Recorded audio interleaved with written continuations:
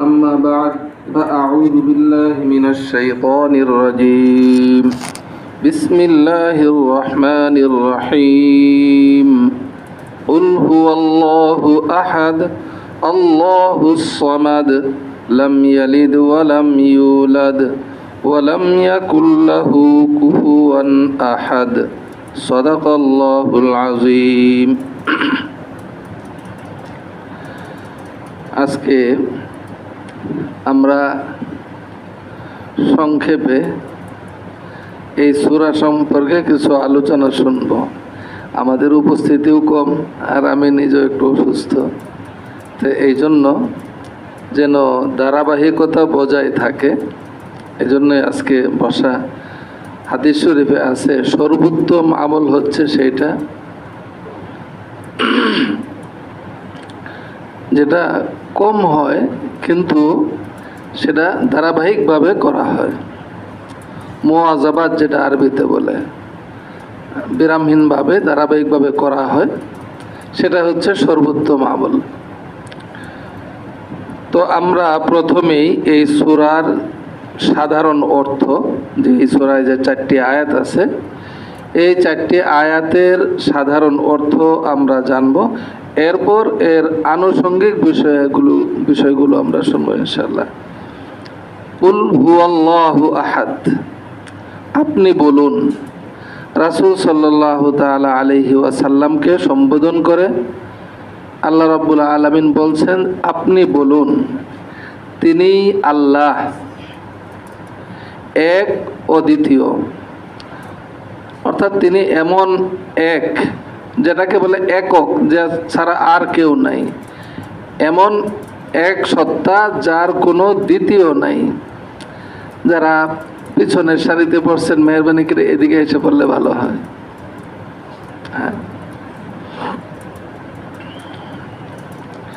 আল্লাহুস সামাদ,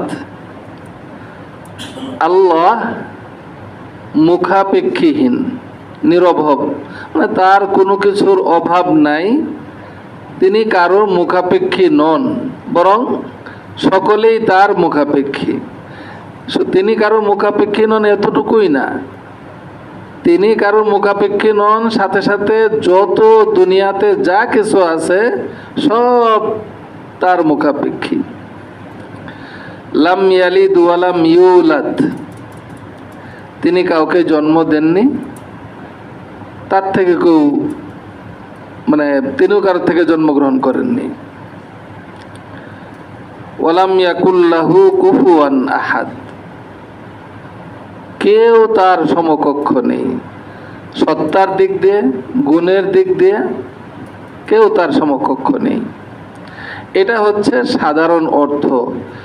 আমরা যখন এই আয়াতগুলো সম্পর্কে বিশ্লেষণ শুনব ইনশাআল্লাহ, তখন এই অর্থগুলো আমাদের কাছে আরো স্পষ্ট হবে।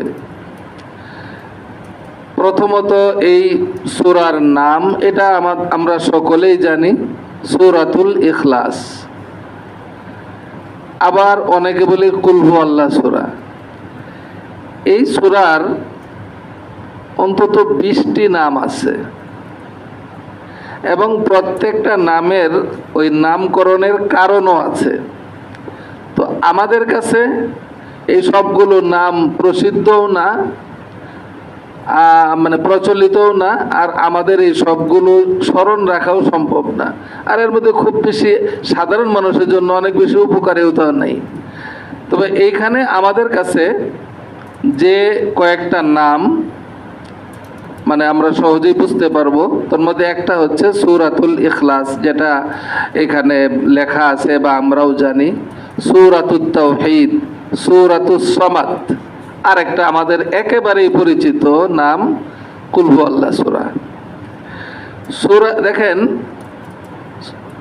আমরা ইতিপূর্বে সূরাতুল ফিল, সূরা কুরাইশ, সূরা মাউন, সূরা কাউসার যা আমরা দেখে আসছি, দেখা যায় যে ওখানে এমন একটা শব্দ থাকে যে শব্দের প্রেক্ষিতে ওই সূরার নামকরণ করা হয়েছে, আগের যেগুলো আমরা দেখছি।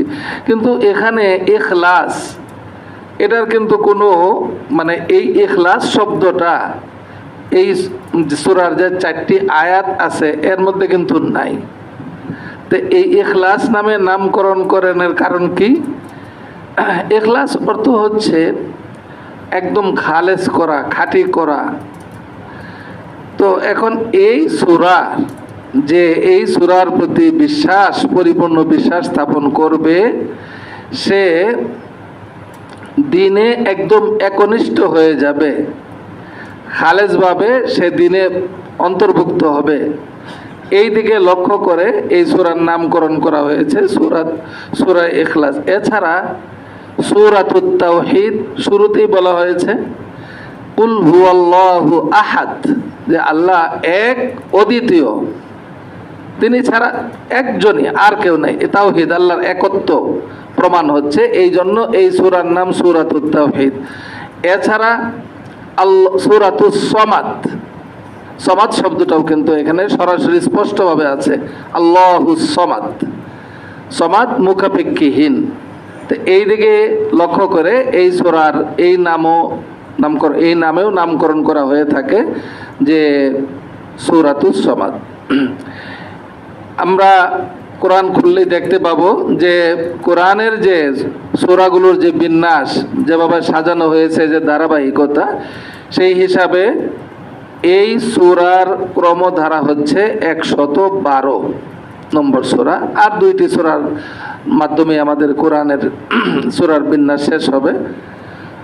তবে এটা তো কোরআনে স্থান পেয়েছে 112 নম্বরে, কিন্তু অবতরণের দিক দিয়ে এটার ক্রমধারা হচ্ছে 22। হ্যাঁ, অর্থাৎ এর আগে আরো 21টি সূরা অবতীর্ণ হয়েছে। এই সূরা ইখলাস, এই সূরার সাথে আগের যে সূরা লাহাব, সেটার কি যোগসূত্র, সম্পর্ক, মুনাসাবাত, যেটা প্রত্যেক সূরার মধ্যে আমরা দেখে আসছি থাকে। সূরাগুলো কিন্তু এমনিভাবেই সন্নিবেশিত হয় নাই, একটার পর একটা যে রাখা হয়েছে, এইগুলোর আলোচনার দিক দিয়ে এর মধ্যে একটা যোগসূত্র আছে।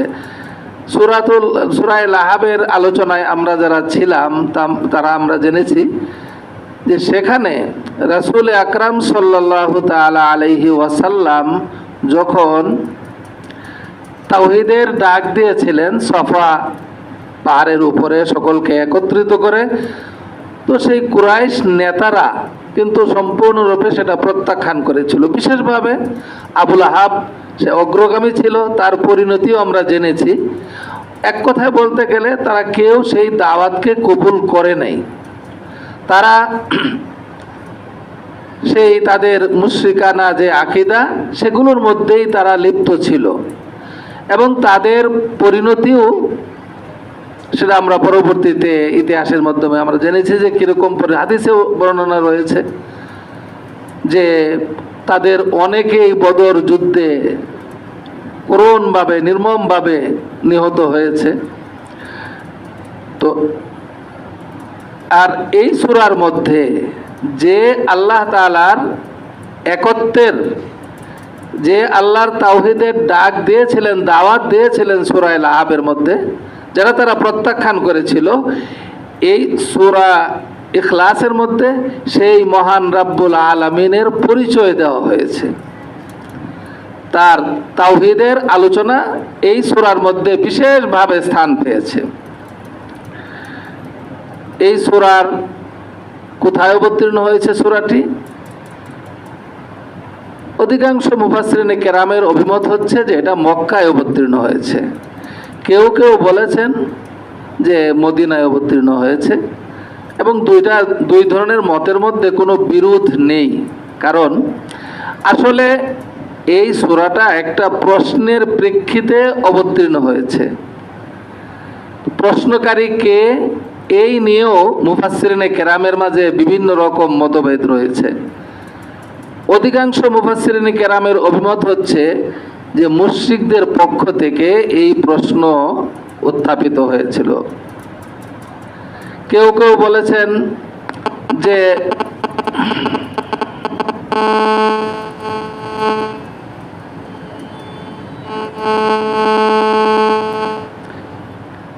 কেউ কেউ বলেছেন যে মদিনার ইহুদিদের পক্ষ থেকে এই প্রশ্ন উত্থাপিত হয়েছিল। কেউ কেউ বলেছেন যে মদিনার যে গ্রাম্য এক ব্যক্তি তার পক্ষ থেকে হয়েছিল। আবার কেউ কেউ বলেছেন যে ইয়ামানের যে খ্রিস্টান নাজরান এলাকার খ্রিস্টানদের পক্ষ থেকে এই প্রশ্ন উত্থাপিত হয়েছিল। প্রশ্নটি কি ছিল? মক্কার মুশরিকদের পক্ষ থেকে। প্রশ্ন প্রায় কাছাকাছি একই ধরনের। মক্কার মুশরিকরা তারা রাসূল আকরাম সাল্লাল্লাহু তাআলা আলাইহি ওয়াসাল্লামের কাছে প্রতিনিধি পাঠিয়েছে যে তুমি যে আল্লাহর তাওহীদের দাওয়াত দিচ্ছ সেই আল্লাহর বংশ পরম্পরা বর্ণনা করো, সেই আল্লাহর পরিচয় দাও। কে কোত্থেকে আসছেন, নাউজুবিল্লাহি মিন যালিক, কোত্থেকে আসছেন বা তার বংশ পরম্পরাকে। স্বাভাবিকভাবে তারা মানে যেটার প্রতি তারা যাতে তারা অভ্যস্ত ছিল, তারা তো আরবের লোকেরা তো আপনার দেখা যায় যে একেবারে তাদের নসব নামা বংশের ক্রমধারা এর 20-25 পর্যন্ত তারা স্মরণ রাখতো। দেখেন রাসূল আকরাম সাল্লাল্লাহু তাআলা আলাইহি ওয়াসাল্লামের বংশ পরম্পরা কিন্তু এখনো এই এত 1500 বছর পরেও কিন্তু সংরক্ষিত আছে। তিনি তো তার পিতাকে তার পিতাকে তার পিতাকে, তো সেই দৃষ্টিতে তারা এই প্রশ্ন উত্থাপন করছে যে বলো, পরিচয় বলেন, আপনার যে রবের দাওয়াত দিচ্ছেন তার পরিচয় বলেন। তো এই আরো যে 3 শ্রেণীর কথা বলা হয়েছে তাদের পক্ষ থেকেও প্রশ্ন এই একই ধরনের ছিল। এর জবাবে আল্লাহ রাব্বুল আলামিন এই সূরা নাজিল করেছেন এবং রাসূল আকরাম সাল্লাল্লাহু তাআলা আলাইহি ওয়াসাল্লামকে সম্বোধন করে বলছেন যে হে নবী আপনি তাদেরকে বলে দিন আমার পরিচয়। এরপর 4টি আয়াতে আমরা যা দেখলাম যে আল্লাহ তিনি এক, অদ্বিতীয়, তিনি মুখাপেক্ষীহীন, কাউকে জন্ম দেননি, তিনিও কারোর থেকে জন্মগ্রহণ করেননি, তার সমকক্ষ কেউ নেই। এই আপনার যে সূরা ইখলাস, তো এইখানে এটার সবাবে নজুল বা শানে নজুল অবতরণের প্রেক্ষাপট যেটা, সেটা হচ্ছে এই। তো এখন আমি একটা কথা বলেছিলাম যে যদি মক্কায় যারা অবতীর্ণ বলছেন, মদিনায় অবতীর্ণ বলছেন, এর মধ্যে কোনো বিরোধ নাই। এই জন্য অনেক সময় এমন হয়েছে যে একটা সূরা মক্কায় অবতীর্ণ হয়েছে, মদিনায় যাওয়ার পর রাসূল আকরাম সাল্লাল্লাহু তাআলা আলাইহি ওয়াসাল্লামের কাছে এই ধরনের প্রশ্ন আবার পুনর্বার উত্থাপিত হয়েছে। একই প্রশ্ন যে পরিচয় বলো, মক্কায় উত্থাপন করছে, মদিনায় যাওয়ার পর সেখানেও দেখা যায় যে আবার একই ধরনের প্রশ্ন উত্থাপন হয়েছে। এই প্রেক্ষিতে নাজিল করা হয়েছে, অথবা রাসূল আকরাম সাল্লাল্লাহু তাআলা আলাইহি ওয়াসাল্লাম তাদের এই ধরনের প্রশ্নের প্রেক্ষিতে সরাসরি এই সূরা তেলাওয়াত করেছেন। তো এই সূরা তেলাওয়াত করার পর যারা ওখানের ছিলেন ওনাদের তো আর জানা নেই যে এই সূরাটা এখনই অবতীর্ণ হলো না আগে অবতীর্ণ হয়েছিল, রাসূল আকরাম সাল্লাল্লাহু তাআলা আলাইহি ওয়াসাল্লাম শুনিয়েছেন। তো এই জন্য এইভাবে যে রাসূল সাল্লাল্লাহু আলাইহি সাল্লাম কোনো আয়াত আগে অবতীর্ণ হয়েছে, পরবর্তীতে প্রশ্ন হয়েছে, সেই আয়াত তেলাওয়াত করেছেন, এটাকেও ওই নুজুল হিসাবে আখ্যায়িত করে থাকেন মুফাসসিরিনে কেরাম। এই দৃষ্টিকোণ থেকে যারা মদিনা অবতীর্ণ বলছেন তাতে কোনো এখানে বিরোধ নাই।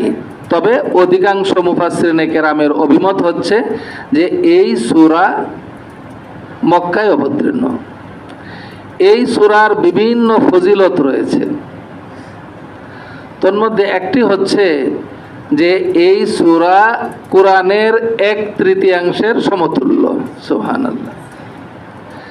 রাসূল আকরাম সাল্লাল্লাহু তাআলা আলাইহি ওয়াসাল্লাম একবার সাহাবায়ে কেরামের মাঝে সংবাদ পাঠালেন যে সকলকে একত্রিত হতে বলো। আমি কোরআনের 1/3 তোমাদেরকে পাঠ করে শোনাবো। তো সাহাবায়ে কেরাম যাদের পক্ষে সম্ভব তাড়াতাড়ি একত্রিত হলেন। তখন রাসূল আকরাম সাল্লাল্লাহু তাআলা আলাইহি ওয়াসাল্লাম সূরা ইখলাস পাঠ করে শোনালেন এবং বললেন যে দেখো এই সূরা আমি যে বলেছি যে কোরআনের 1/3 এটা আমি পাঠ করে শোনাবো, এই সূরা ইখলাস এই 1/3 সমতুল্য। কোন দিক দিয়া?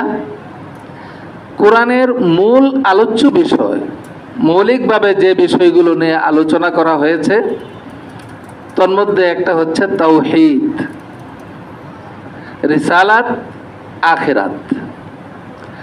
তো এই সূরার মাঝে তাওহীদের আলোচনা বিশেষভাবে করা। 3টা বিষয় তো পুরা কোরআনের মূল আলোচনা বিষয় হচ্ছে 3টা, তাওহীদ, রিসালাত, আখিরাত। তো এখানে তাওহীদের আলোচনা অত্যন্ত গুরুত্বপূর্ণভাবে করা হয়েছে। তো এই জন্য এই সূরাকে বলা হয়েছে কোরআনের 1/3 সমতুল্য। হযরতে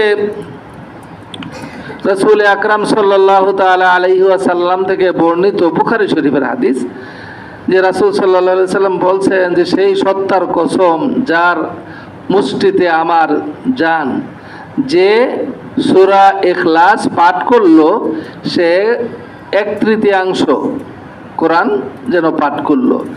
এখানে আমাদের মনে একটা প্রশ্ন জাগে যে সূরা ইখলাস একবার 1/3 কোরআনের 1/3 একবার পাঠ করলে 3/1 পাঠ করা হইল।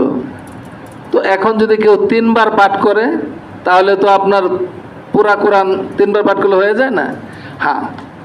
তো এইটা নিয়ে একটা প্রশ্ন, পুরা কোরআন তেলাওয়াত করতে কত সময় লাগে, কত দীর্ঘ সময় তেলাওয়াত করতে হয়, আর 3বার সূরা ইখলাস পাঠ করলেই মানে একবার কোরআন পড়ার সওয়াব পাওয়া যাচ্ছে। এখানে একটা আমাদের বিষয় বোঝা উচিত।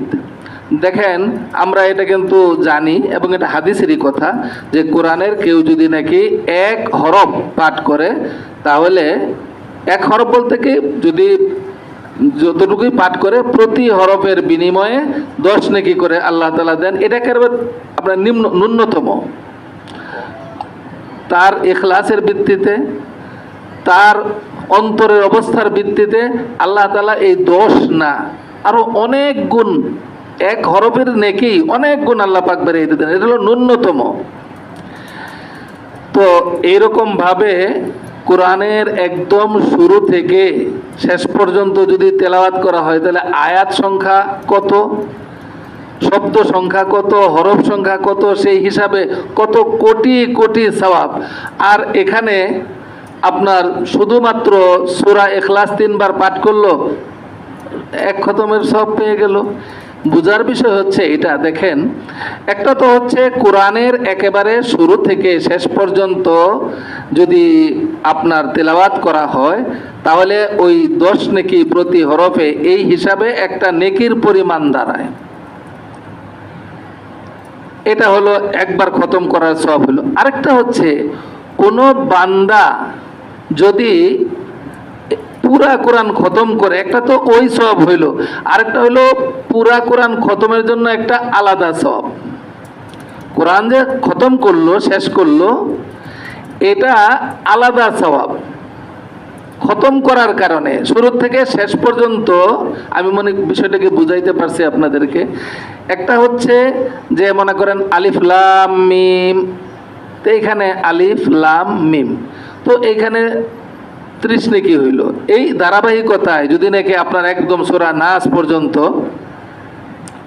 পড়া হয় তাহলে আপনার কত নেকি হবে? এটা তো আছেই, কিন্তু এছাড়া কেউ যদি কোরআন খতম করে তাহলে এটার জন্য আল্লাহ তাআলা একটা আলাদা সওয়াব দিবেন। তো ওই সূরা ইখলাস 3বার পাঠ করার দ্বারা যে 1 খতমের সওয়াব পাওয়া যায়, 1 খতমের সমতুল্য সওয়াব পাওয়া যায়, এটা হচ্ছে ওইটার সাথে তুলনা করা হয়েছে। তেমনি ভাই দেখেন আমরা আপনার অনেকে ইশরাকের নামাজ আদায় করে থাকি। আল্লাহ যাদেরকে তৌফিক দেন তো ইশরাকে 2 রাকাত 2 রাকাত 4 রাকাত নামাজ। তো এই 4 রাকাত নামাজের ফজিলত আমাদের জানা আছে। 2 রাকাত নামাজ যে পড়বে, 1-2 রাকাতের দ্বারা আল্লাহ তাআলা একটা কবুল হজ, একটা কবুল উমরার সওয়াব তার আমলনামায় দিবেন। সুবহানাল্লাহ। আর 2 রাকাতের দ্বারা সারা দিনের আল্লাহ রাব্বুল আলামিন তার সব কাজের জিম্মাদারি আল্লাহ পাক নিয়ে নেবেন। সুবহানাল্লাহ। তো এই যে অনেক মানুষ কিন্তু আপনার মক্কা যাওয়ার তৌফিক হয় নাই, বাইতুল্লাহ জিয়ারতের তৌফিক হয় নাই, অথচ সে যখন আমলনামা পাবে দেখবে যে তার আমলনামার মধ্যে অনেক হজের সওয়াব, অনেক উমরার সওয়াব। তো এখন একটা কথা হচ্ছে যে এত টাকা খরচ করে আপনার ওখানে গেল, হ্যাঁ, এত কষ্ট করলো, যাদেরকে আল্লাহ পাক ওখানে যাওয়ার তৌফিক দিয়েছেন, আপনারা এটা ভালোভাবে উপলব্ধি করেছেন যে হজের 5 দিন অন্য সময় বাদই দিলাম, যে কত কষ্ট, এই কষ্ট করে হজ সম্পন্ন করে আসলো, তারপরেও সেটা কবুল হয় কি হয় না সেটা কোনো নিশ্চিত। এখানে বলছে যে ভালোভাবে যদি নাকি একদম খুজুর সাথে আপনার ইশরাকের নামাজ আদায় করে, তো কবুল হজ, কবুল উমরার সওয়াব আল্লাহ রাব্বুল আলামিন তার আমল নামায় দান করবেন। সুবহান। তো এইটা কেমন একটা প্রশ্ন জাগে না যে এত সহজে এত, ওই বিষয়টা ওই রকম। একটা হচ্ছে যে আমরা এই যে মনে করেন হজের উদ্দেশ্যে ঘর থেকে যে বের হলো, একজন বান্দা যদি নাকি একেবারে খালেস ভাবে আল্লাহ পাকের জন্যই হজ করে, তো তার প্রতিটা কদমে, প্রতিটা পদক্ষেপেই তার নেকি লেখা হচ্ছে। এরপরে সে ওখানে গিয়ে তোয়াফ করবে, বাইতুল্লাহ 1 রাকাত নামাজ পড়বে, তার কত সওয়াব।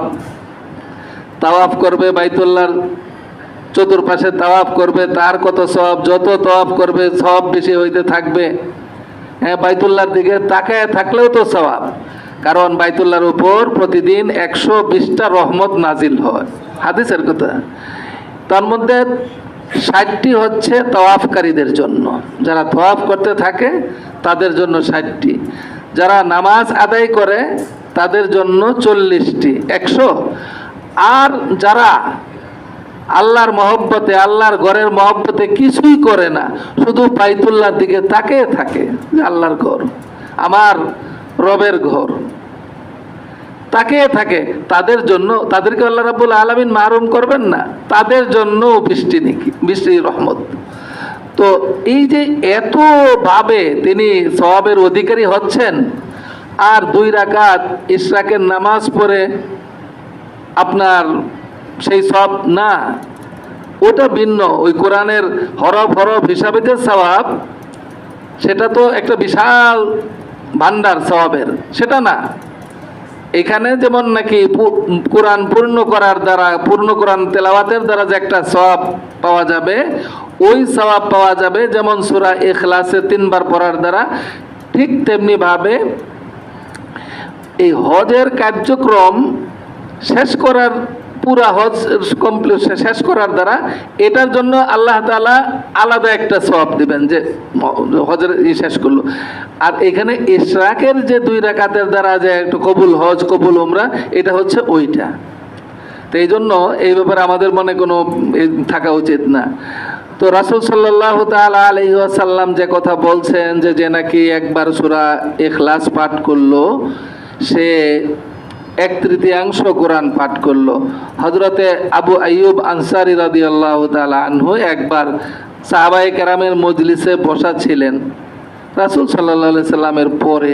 তখন তিনি বললেন, আচ্ছা, তোমাদের মধ্যে কে কে এই যোগ্যতা রাখে, কার কার এই সামর্থ্য আছে যে নামাজে দাঁড়িয়ে কোরআনের 1/3 পাঠ করবে? এখন ওনারা অনেকে উত্তর দিলেন যে 1/3 প্রতিদিন 1/3 পাঠ করবে। এটা কে কে, এতে তৈয়ার আছে বা সামর্থ্য আছে কার? ওনারা একেবারে হতাশ হয়ে গেলেন, উত্তর দিলেন যে এটা প্রত্যেক দিন এরকম 1/3 মানে কি? ওনারা তো বুঝছেন 10 পারা। তো বলছি এটা সম্ভব, প্রত্যেক দিন কীভাবে সম্ভব?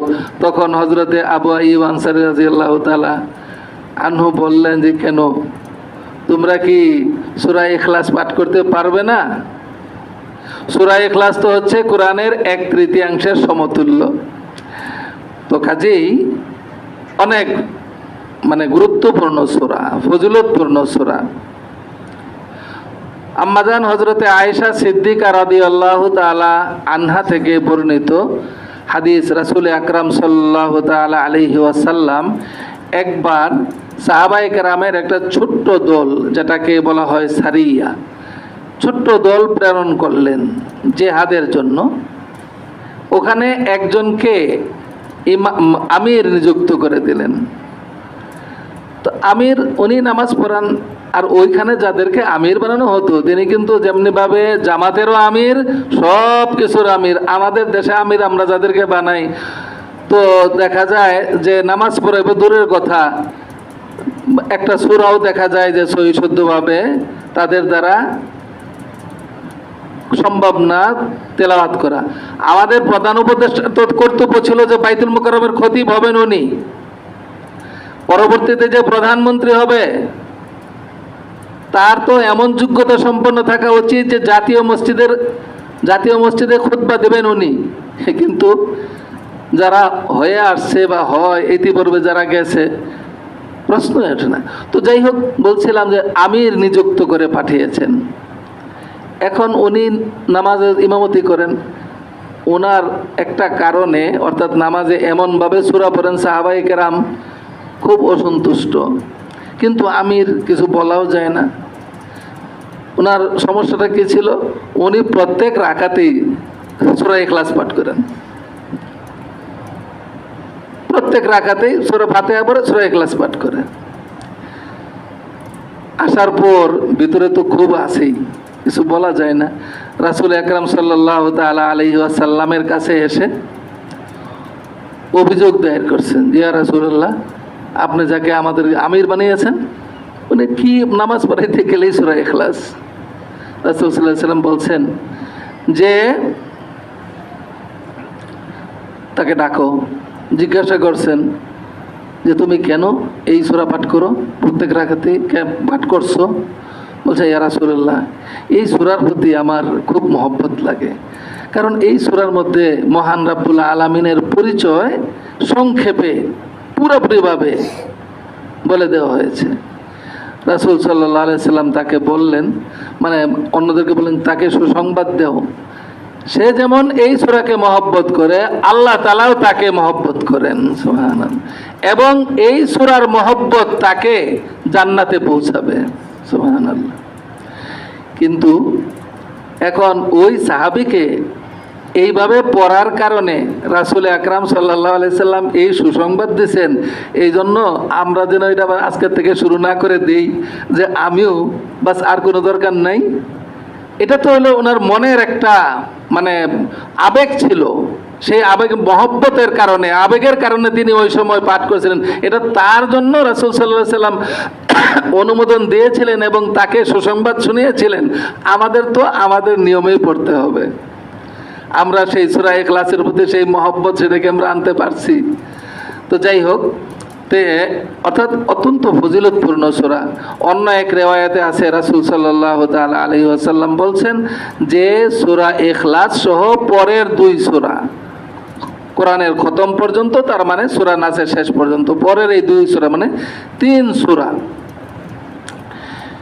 এটা যদি কেউ 10 বার পাঠ করে, 3 সূরা 10 বার, একবার 3 সূরা, একবার 3 সূরা, একবার 3 সূরা, এইভাবে আর কি 10 বার, তাহলে রাসূল আকরাম সাল্লাল্লাহু তাআলা আলাইহি ওয়াসাল্লাম বলছেন যে আল্লাহ রাব্বুল আলামিন তার জন্য জান্নাতে একটা প্রাসাদ নির্মাণ করবেন। সুবহানাল্লাহ। হযরত উমর রাদিয়াল্লাহু তাআলা আনহু ওই মজলিসে ছিলেন। তখন উমর রাদিয়াল্লাহু তাআলা বললেন, ইয়া রাসূলুল্লাহ, আমরা তো তাইলে জান্নাতে অনেক প্রাসাদ নির্মাণ করে ফেলবো। রাসূল আকরাম সাল্লাল্লাহু তাআলা আলাইহি ওয়াসাল্লাম শুনে বললেন, দেখো, তুমি এটাতে আশ্চর্য বোধ করছো যে অনেক মহল তুমি তৈরি করে ফেলবে? আল্লাহ রাব্বুল আলামিনের রহমত এর চেয়ে আরো অনেক প্রশস্ত, অনেক ব্যাপ্ত আল্লাহর রহমত। হ্যাঁ, ওয়াসিয়াত রাহমাতি কুল্লা শাই। আল্লাহু আকবার। দেখেন, এটা তো আপনারাও শুনছেন যে আকলে ধরতে চায়, আকলে এটা আসতে চায় না, কিন্তু বিশ্বাস করতে হবে যে আল্লাহ রাব্বুল আলামিন তার বান্দাদের মধ্য থেকে যাকে একেবারে নিম্ন স্তরের জান্নাত দিবেন, একেবারে নিম্ন, তাকেও এই দুনিয়ার মতো কয়টা? 10 গুণ। অনেকের হয়তো মনে হয় যে এত বড় জান্নাতে করব কি, ঠিক আছে না? এটা সহজেই বোঝা যায়। আমাদের অনেকের হয়তো বা অতটা চাহিদা নাই, কিন্তু দেখেন অনেক মানুষই আছে, বাড়ি 10টা 20টা 30টা 40টা আছে, তারপরও কিন্তু তার থামতে চায় না, আরো চাই, আরো চাই, আরো আরেকটা দখল করে ফেলাইছে আরেকজনের, এটা লাগবে তার। বেচারা গরিব মানুষ, তার বাড়ি আছে একটা, কিন্তু সেটাও দখল করে ফেলছে, উচ্ছেদ করে দিচ্ছে তাকে ওখান থেকে। তো এটা এখন আসলে বোঝা যাবে না। আমরা তো দেখেন, মায়ের পেটে থাকা অবস্থায় আমাদেরকে যদি বলা হইতো যে, আমাদের যদি বোধ শক্তি থাকতো আর বলা হইতো যে দেখো তুমি এমন এক জায়গায় যাবে, বিশাল দুনিয়া, এই আছে ওই, তখন আমরা হয়তো বলে দিতাম যে আছি, এখানে আছি, ভালো আছি, এত বড় দুনিয়ার দরকার নেই, এত বড়। কিন্তু দেখেন, মায়ের পেটের তুলনায়, ওইটাও কিন্তু আমাদের একটা আবাসস্থল ছিল, মায়ের পেটের তুলনায় এই দুনিয়া, এই জগৎ কত বিশাল। তো এখন এইখান থেকে যখন নাকি আমরা যেখানকার কথা বলা হচ্ছে, সেটা তো সম্পূর্ণ ভিন্ন একটা জগৎ। তো 10 দুনিয়া পাওয়ার পরেও কিন্তু পরিতৃপ্ত থাকবে না বান্দা। যখন দেখবে যে উপরের স্তরের যারা জান্নাতি আছে, তাদেরকে যখন দেখবে, তখন জান্নাতিরাই, নিম্ন পর্যায়ের জান্নাতিরা আফসোস করবে, আহা, দুনিয়াতে থাকা অবস্থায় যদি আরেকটু আল্লাহর প্রতি আনুগত্যশীল হইতাম, তাহলে আমি তো ওইটা পাইতাম। মানে ওইটা তো 10 গুণ না, তো ওইটা তো অনেক বেশি না। হ্যাঁ, তো এই জন্য পরিতৃপ্ত হবে না। যাই হোক, আল্লাহ রাব্বুল আলামিন সকলকে জান্নাতে যাওয়ার তৌফিক দান করুন, আমিন। এছাড়াও এই সূরার বিভিন্ন রকম ফজিলতের কথা বর্ণনা আছে, যে সকাল বিকাল কেউ যদি নাকি 3 বার, সকালে 3 বার, ফজরের পর, মাগরিবের পর 3 বার এই সূরা ইখলাস পাঠ করে, আল্লাহ রাব্বুল আলামিন তাকে সকল ধরনের শুরুর অনিষ্টতা থেকে আল্লাহ তাআলা তাকে হেফাজত করবেন। হ্যাঁ, আল্লাহ তাআলা তাকে, এবং তার অপছন্দনীয় কাজ থেকে, একটা হলো অনিষ্টতা, আরেকটা হচ্ছে অপছন্দনীয় কাজ, এগুলো থেকে আল্লাহ রাব্বুল আলামিন তাকে হেফাজত করবেন। কিন্তু এই যে কোরআনের প্রতি যে বিশ্বাস, আস্থা, এখন আপনি পড়ার পরে বিপদ একটা এসে গেল, তো কি, আমি তো আজকে সূরা ইখলাস আমি তো পড়ছি, তো তাহলে বিপদ কেন? ওই কথাটাই, যা হযরতে আবু দারদা রাদিয়াল্লাহু তাআলা আনহুর যে ঘটনা, ফাজাইলে আমলের মধ্যেও আছে এই হাদিসটা। তিনি আপনার বাজারে ওনার দোকান ছিল, তো একজনে আইসা ওনাকে সংবাদ দিছেন যে বাজারে তো আগুন লাগছিল, আপনার দোকানটা পুড়ে গেছে।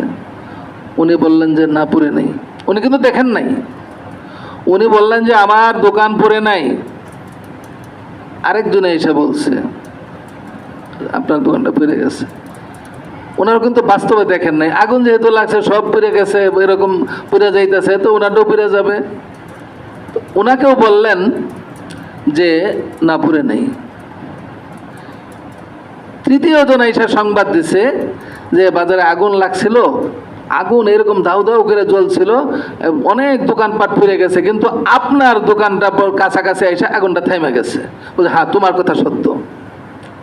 পরে বলে যে আপনি এরকম দৃঢ়তার সাথে কিভাবে বললেন যে আপনার ঘর পুড়ে নাই? তখন তিনি বললেন যে আমি জনাবে মুহাম্মাদুর রাসূলুল্লাহ সাল্লাল্লাহু তাআলা আলাইহি ওয়াসাল্লামের কাছ থেকে নিজ কানে আমি শুনছি যে যে এই দোয়াটা পড়ে সকালবেলায় বাড়ি থেকে বের হবে, আল্লাহ রাব্বুল আলামিন তার সব কিছু হেফাজতের জিম্মাদারি নিয়ে নেবেন। আজকে তুমি এটা পড়ছি তো সকালে, তাহলে আমারটা পড়বে কেমনে? ইখলাস, বিশ্বাস। ঠিক তেমনি এটা তো হলো সাহাবীর ঘটনা। আমাদের অনেকের মনে ধারণা জাগতে পারে যে এই দেখেন এই যুগে একজন আপনার যখন নাকি ইস্ট ইন্ডিয়া কোম্পানির আপনার রাজত্ব ছিল ভারতবর্ষে, ওই সময়কার এক ইংরেজ অফিসারের কথা বর্ণনা আছে, কিতাবে উল্লেখ আছে।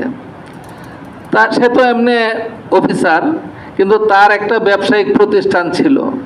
সেই ব্যবসায়িক প্রতিষ্ঠানে মুসলমান ম্যানেজার, কারণ এখানে তো হিন্দু মুসলিম তাদের লোক তো কম, বশ করে রাখছিল কলা কৌশলে আমাদেরকে। তো সেই ব্যবসায়ী প্রতিষ্ঠানে সে ওখানে ওই এলাকায় আগুন লাগছে। ওই মুসলিম ম্যানেজার এসে তাকে সংবাদ দিছে, উনিও কিন্তু দেখে নাই, দূরের থেকে শুধু দেখছে যে আগুন লেগে গেছে। তো মানে লাগার অর্থ হলে যেভাবে জ্বলছে সেভাবে তো একদম পুরো শেষ হয়ে যাওয়ার কথা। তো এখন ইংরেজের কাছে এসে সংবাদ দিছে যে আপনার এই প্রতিষ্ঠান এটা তো শেষ হয়ে গেছে, ফ্যাক্টরি শেষ হয়ে গেছে, জ্বলে গেছে। ওই ইংরেজ বলতেছে আমারটা জ্বলে নাই। সে খুব জোরালো ভাবে বলতেছে না একদম জ্বলে গেছে, কই না জ্বলে নাই, জ্বলতে পারে না।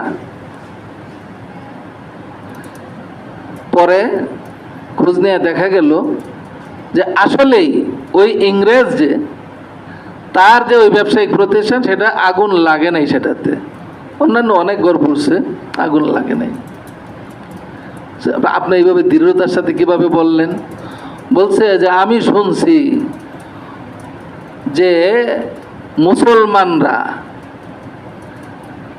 মুসলমানদের উপর যে বিধান আছে জাকাত দেওয়া, সে যদি নাকি তার সম্পদের পুঙ্খানুপুঙ্খ রূপে হিসাব করে জাকাত দেয়, তাহলে সেই সম্পদ আল্লাহর জিম্মায় চলে যায়, সেটা বলতে কোনো রকম কোনো ক্ষতি হতে পারে না। আর আমি যখন ব্যবসায়িক প্রতিষ্ঠান শুরু করেছি, আমি তখন থেকেই মুসলমানদের নিয়ম অনুসারে আমি ওই সম্পদ জাকাত দিয়ে আসছি, কাজে আমারটা তো পড়তে পারে না।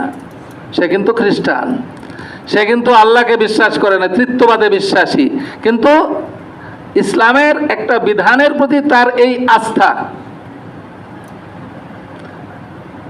ওই যে কথা বলছিলাম যে সূরা ইখলাস পড়তে হবে, কিন্তু সেই রকম আস্থা নিয়ে পড়তে হবে।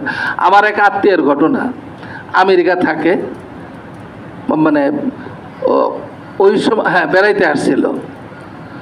তো উনি মানে ঘরের সব কিছু, বরিশালের দিকে বাড়ি, ঘরের সব কিছু আপনার স্বর্ণ অলংকার সব ঘরে রেখে দাওয়াত খাইতে গেছে এক জায়গায়, রাত্রি চলে আসবে, রাত্রে আসতে পারেনি। পরদিন সকালে আসছে, তালা ভেঙে চোর ঢুকছে। এখন দেখা গেল যে ওখান থেকে ওই যে তার স্বর্ণ অলংকার যে গেছে ওগুলো তেমন কিছু নেয় নাই, ওনার নিজস্ব টাকা যে নেয় নাই, ওনার ছেলের 10,000 টাকা নিচ্ছে। এক জায়গায় ছিল ওনার ছেলের 10,000 টাকা, ওই টাকাটা নিচ্ছে। উনি বললেন যে ওনার স্ত্রীকে, উনি বললেন পরে দেখো দেখো আল্লাহর কুদরত দেখো, যে আমার সম্পদ যতটুকু এটার আমার পুঙ্খানুপুঙ্খরূপে হিসাব করে জাকাত দেওয়া হয়েছে এই বছর, সবসময় দিয়ে থাকি, এই বছরও জাকাত দেওয়া হয়েছে।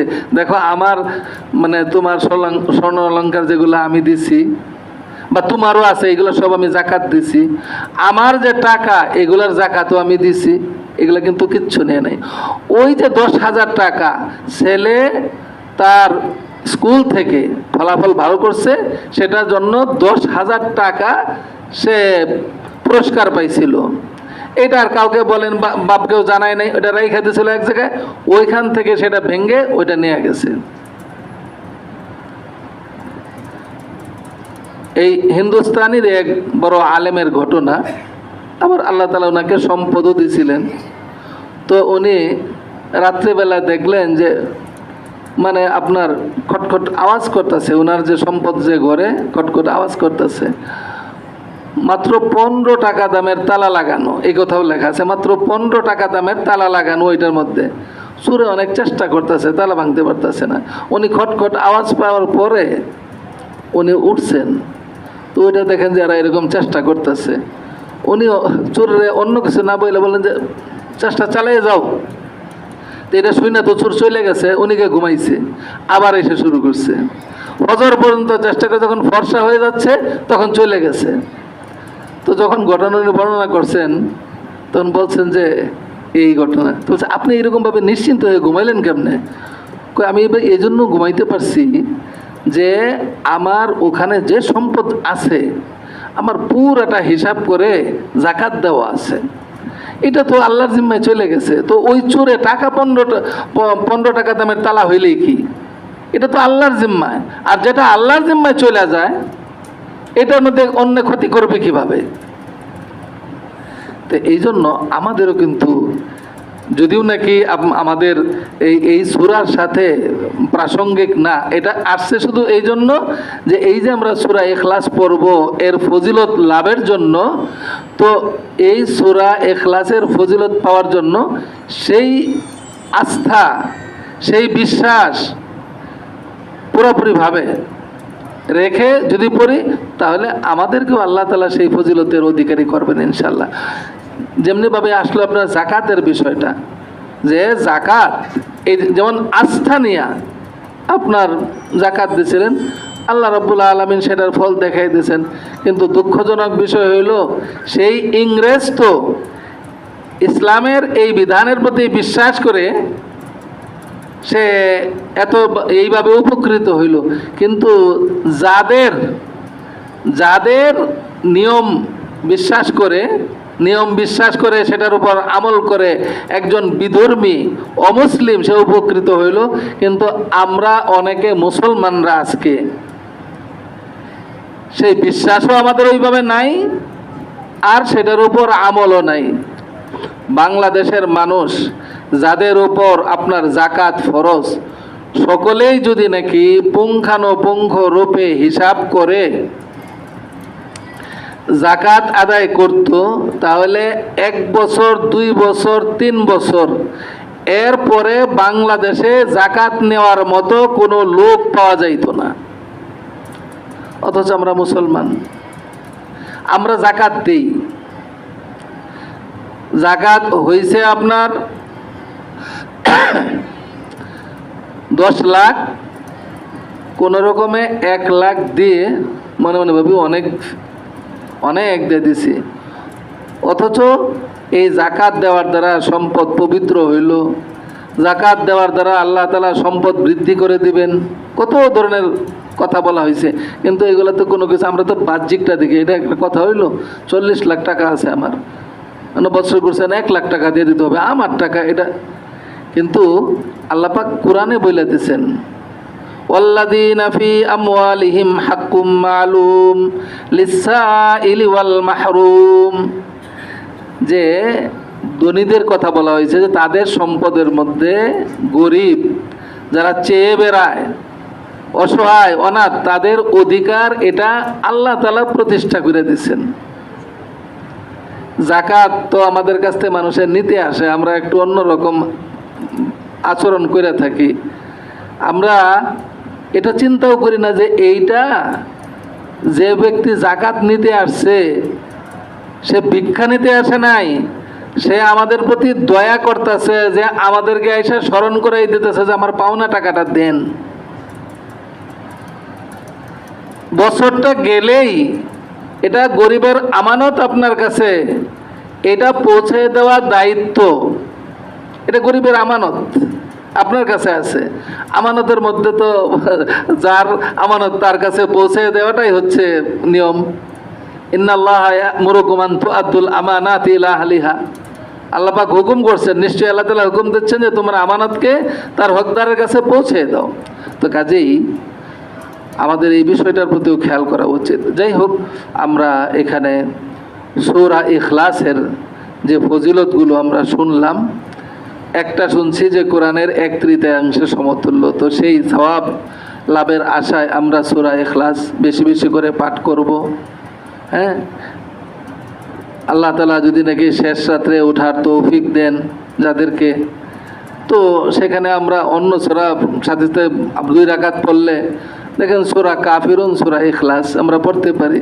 দুইটার মধ্যে একটা হলো শিরক থেকে বারাত, মানে শিরক থেকে বিচ্ছিন্নতা, আর একটার মধ্যে হলো তাওহীদের পরিচয়। এটা আমরা পড়তে পারি আর সবাই চেষ্টা করি।